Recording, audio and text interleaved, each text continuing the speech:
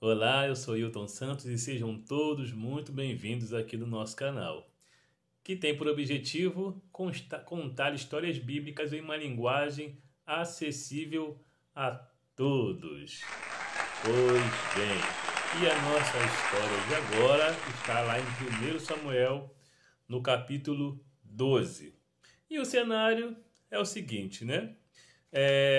Saul é finalmente, né, aclamado rei, né?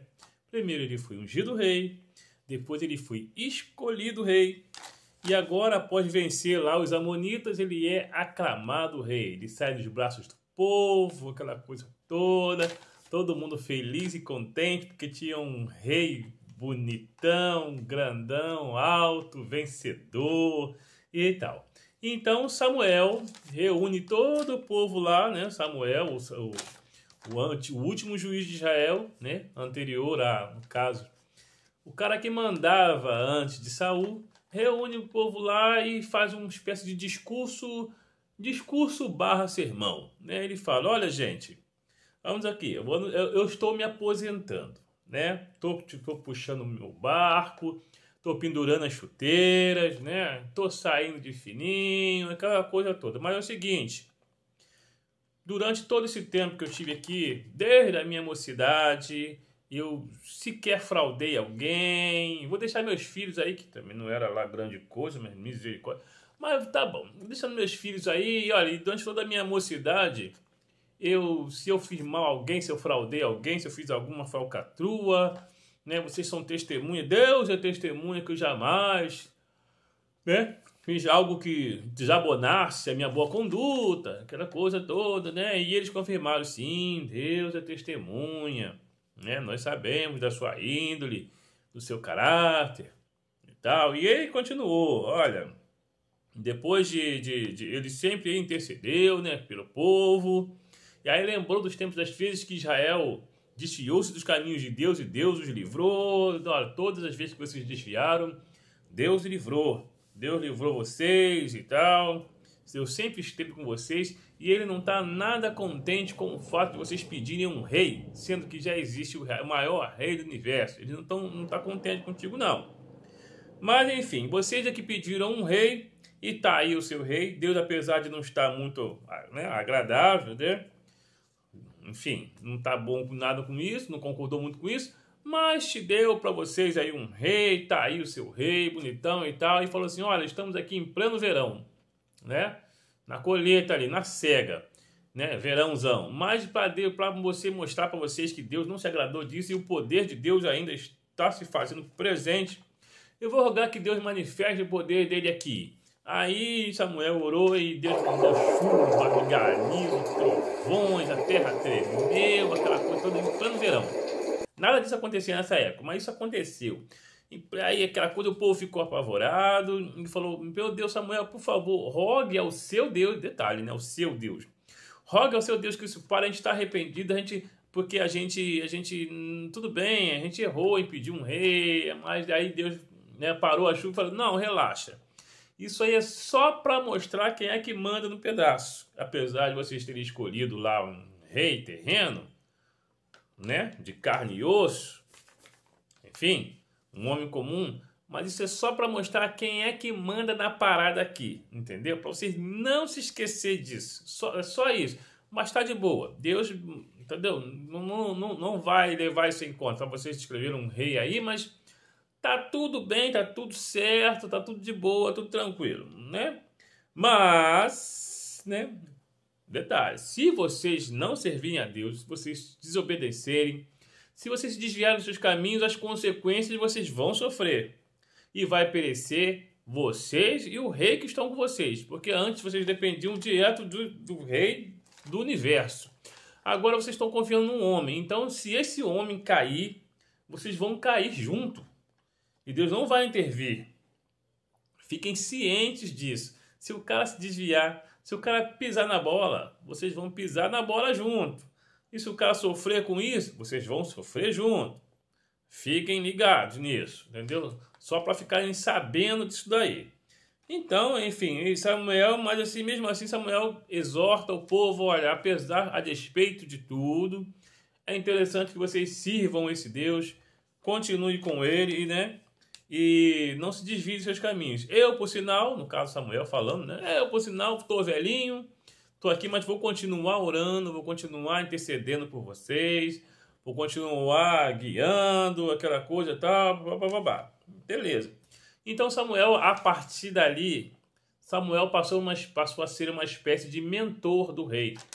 Ele estava muito chateado, acho que talvez mais chateado do que Deus, né? Mas ele não desistiu do povo de Israel, do povo que ele amava. Apesar de tudo, de magoado, de chateadinho, Samuel amava aquele povo.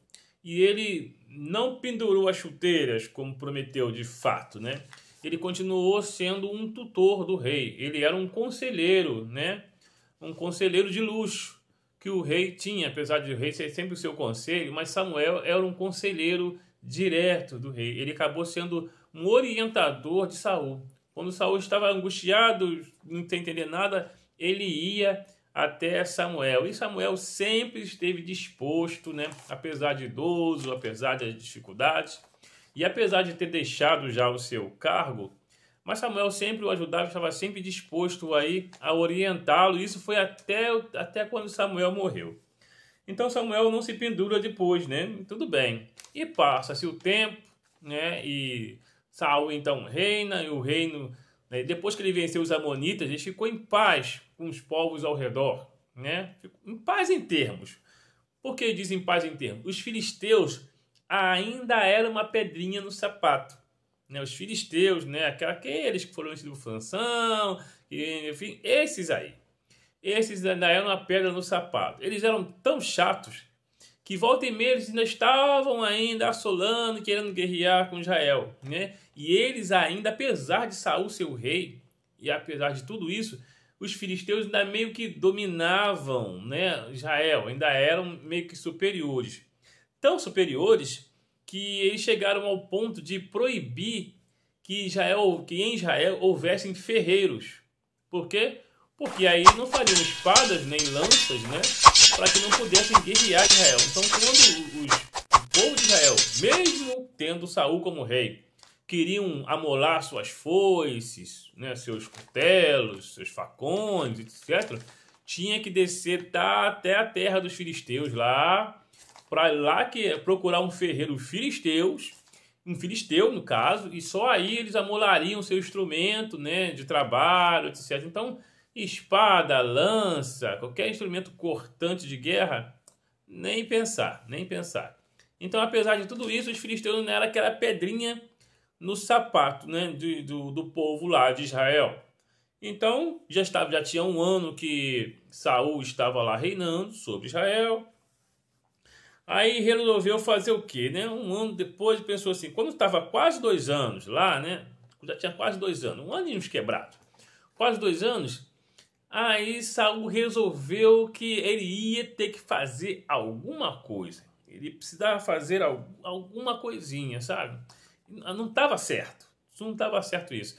Os filisteus faziam o que fazia e ele era o rei de Israel, né? Como é que ele ia permitir aquilo que o povo nem sequer pudesse ter uma espada e tivesse que amolar seus instrumentos lá na terra do inimigo?